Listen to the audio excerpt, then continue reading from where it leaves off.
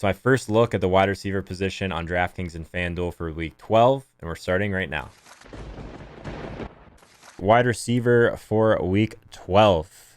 If you missed any of the videos that we've recorded so far today, definitely come and check out the running back and quarterback section of my first look. If you're watching this on YouTube later, come hang out with us on stream next week. We record these every week, Tuesday, 3 p.m. Eastern time, twitch.tv/Joe Holka. Ask some questions, kind of like a true first look here going through the slate.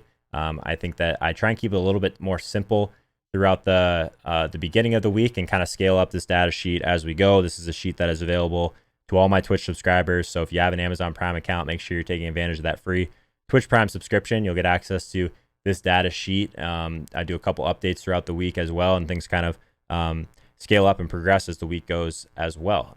So I think at the wide receiver position, typically a position where I'm trying to find some value, trying to pay down where I can. But one of the things that I really value, and I'm going to continue to mention this on the beginning of every wide receiver first look, weighted opportunity rating.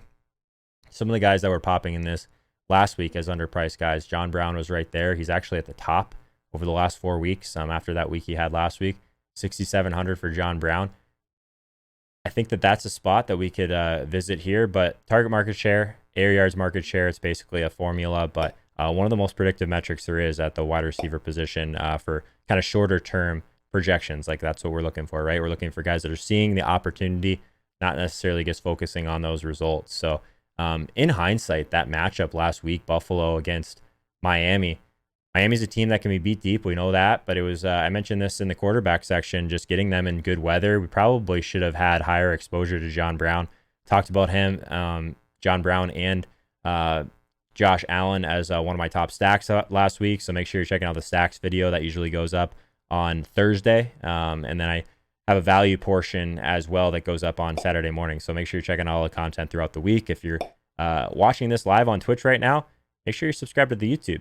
Make sure that you're checking out the Instagram. That's where all the content's going up throughout the week. So wide receiver, let's kind of dive into a few more specifics here. So Michael Thomas is no longer 9,900.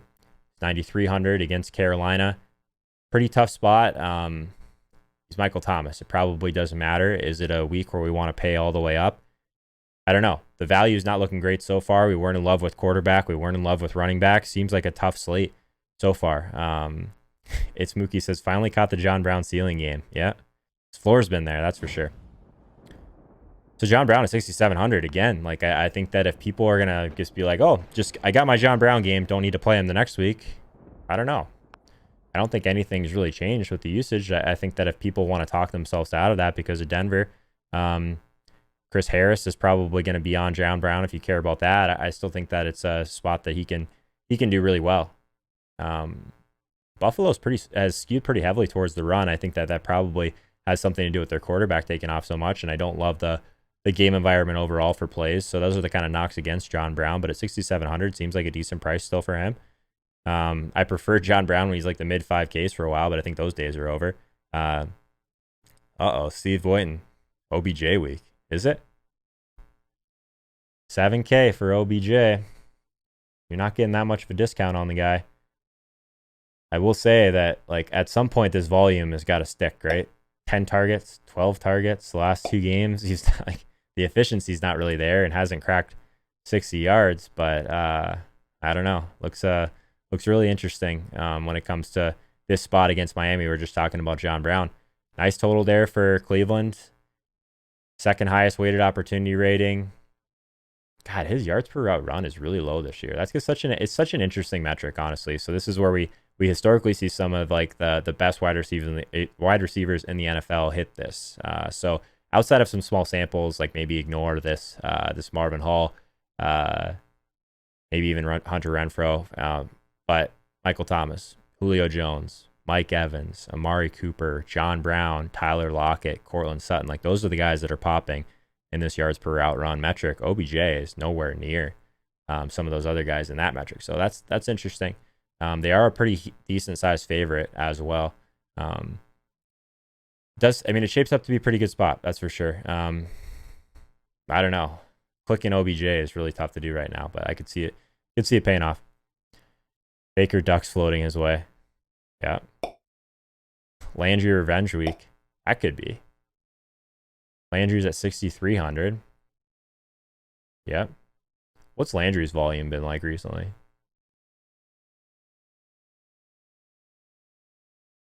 Yeah. Landry's got a touchdown in 3 straight games. Didn't realize that. Shows how much I've been. I guess the Browns haven't been on the main slate a ton super recently. But yeah, OBJ and Jarvis Landry, like, shaping up as like 2 of the better values to start the week. So someone's asking about Calvin Ridley. So let's take a deeper look at Calvin Ridley. He was one of the guys we talked about last week. He never really does well in the metrics that I think really matter. 6,500 against Tampa Bay, that massive pass funnel situation. So I totally get that. 30th at defending deep passes.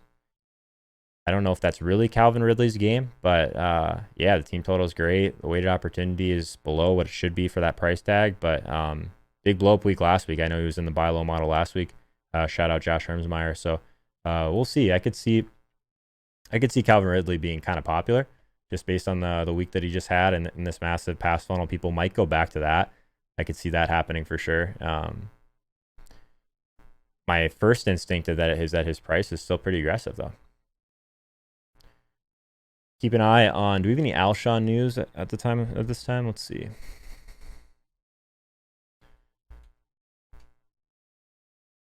Let's see if we got any Alshon news. So nothing since Sunday. So we'll have to keep an eye on that. He's still someone that I think is interesting against Seattle. Maybe kind of the shorter area of the field is where he beat Seattle, but nice target share in the games that Alshon has been a part of most recently. So keep an eye on that. Nice team total there for Philly. Taylor Gabriel, 4,200 against this Giants secondary. I could get down with some Taylor Gabriel at 4,200. You're gonna kind of put your hopes and dreams into a Mitch Trubisky-led offense, which never feels great. Don't hate him though. I don't see a ton of really cheap guys. Let's take a look at. So Terry McLaurin, someone that I thought made a lot of sense last week. He's 6K. Obviously, you got that really long catch called back last week, which was brutal for anyone that had him. Really low yards per route run for him as well. But against Detroit, I don't hate the idea of going to Terry McLaurin. It's because Haskins has been so bad that it's really hard to talk yourselves into that outside of some larger field GPP stuff. And yeah, good point. Slade did look pretty good against Cooper. Good point, Bird. Last week. Skins fan here. Don't do it. I'm always so intrigued by McLaurin, man, just because there's like not a lot of great options in that offense, but you don't really get any price discount whatsoever from him. Gabriel was involved early on Sunday night. I don't hate Gabriel, to be honest. Let's see if we can find someone to pair with Driscoll, though. Someone was asking about Marvin Jones. Let's see what, as far as the Detroit side of the ball, what's the pricing on these guys? They're not popping in many of these metrics right now. Let's see. Are these Detroit guys just like super expensive? I'm like barely able to find them right now. Galladay 6,600. Marvin Jones 6,100. Danny Amendola is still 4,400. Against Washington, though, short area of the field is kind of where they're being beat. I don't know if I really want to go the Danny Amendola route, but if you're looking for a value play to play with Driscoll, maybe that's the play. These guys aren't great price tags this week, though, that's for sure. Something to keep in mind. Kenny Galladay and Marvin Jones seem overpriced to me. Amendola, maybe. James Washington, Josh Gordon, you have a nice budget. Let's look at Josh Gordon. What has he done so far since he's been there? I think that game's going to be popular. I more care about the snaps, actually, so I just want to check that. 4,200, okay. Did not play a ton of snaps last week. 28 of 74 snaps. Just 2 targets, but you could see it maybe. I'm with you, Steve. Looks like we're going to need some injuries for this slate for it to be a super interesting one. Oh, let's see. So someone was asking who's leading the target since Driscoll that got the start. So I'll check that over here for you guys. I think that's an interesting. I'm still trying to figure out if I wanted to play Driscoll, who would be the guy I'd want to pair him the most with. Let's just look at over the last 2 weeks who's leading kind of the target share here. So Kenny Galladay's leading the way with air yards, pretty significant margin there. 33% market share of air yards. His weighted opportunity rating 0.52 over the last 2 weeks. As far as just the target share, the targets in general, Kenny Galladay 14, Danny Amendola also with 14. Much lower ceiling, I think, for Danny Amendola, but I don't hate that idea if you're playing Driscoll, especially in the spot where that's an offense you can really tack in the short to intermediate area. Significantly cheaper than these other guys. So upside in tournaments, still probably Galladay. Don't hate Amendola, though. If Lockett's out, someone's going to run routes. That's true. That's true. Let's see if we can find us a guy in Seattle. DK Metcalf, 6,300. I remember the days when this guy was like 51. You guys are all priced up now.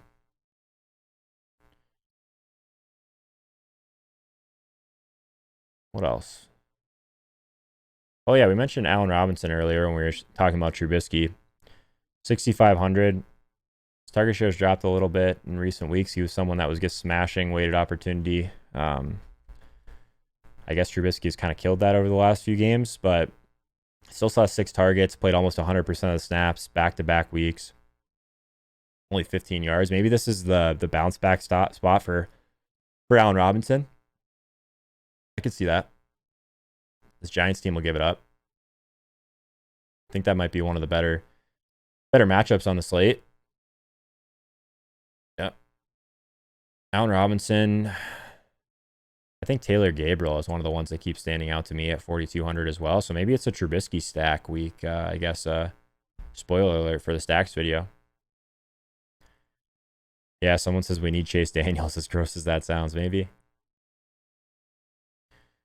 Yeah, what have you guys been doing with Gallup and Cobb? So Gilmore's probably on Cooper again. With you there.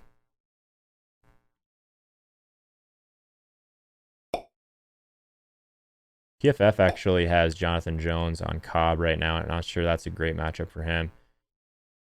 The target share, I don't know. Cobb's all the way up to 4,800 now. I think I prefer some of these other guys we've talked about.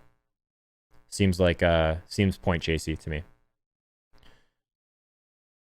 The rest of that Pat secondary is almost just as good. Yeah, exactly. It's kind of how I feel too. I think that the Cobb feels point chasey to me. They finally priced up DJ Moore, 6,400. Not that I was as interested in him against New Orleans, but that's notable for sure. Mike Evans against Atlanta. Godwin. Those guys are all back in play for sure. Atlanta defense. What do we think about the Atlanta defense? Are we going to get this team we've seen the last 2 weeks, or are we going to get the team that we could just basically pick on? I don't know. Big piece of the slate, though, that's for sure. Curtis Samuel's significantly cheaper than DJ Moore now. They've been basically the same most of the year. Whew, this is a tougher slate so far. For a championship week, this is going to get interesting. Usually thinks we're getting the team we can pick on. Maybe. I could see it. Demaryius Thomas. Yeah, let's talk about the Jets wide receivers. These guys are almost always like super underpriced, I feel like. Maybe not based on the upside of the offense, but let's take a look at some of these Jets guys, see if any of them are popping. Jamison Crowder, 6,200. What a world. You want to beat Oakland deep, in theory?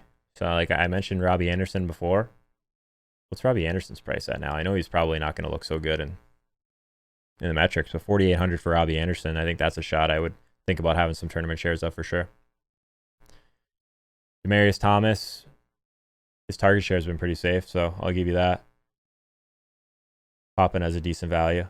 He's popping as the best value so far, but I don't know if there's still a ton of upside there. I think Robbie Anderson's still the upside play if you think Darnold's going to throw downfield, which he hasn't done a lot of this year. Did they raise the salary cap this week and not tell us? It's going to be really hard to build a team on DraftKings, I think, unless we get something opening up. If you're looking to take your game to that next level, I go live every Sunday morning on Twitch. Come hang out with us, twitch.tv/Joe Holka. And if you want to learn more about how to be a profitable DFS player, Start now by hitting the subscribe icon in the bottom right-hand corner so you don't miss anything. In the meantime, check out these videos right here, and I'll see you live on stream.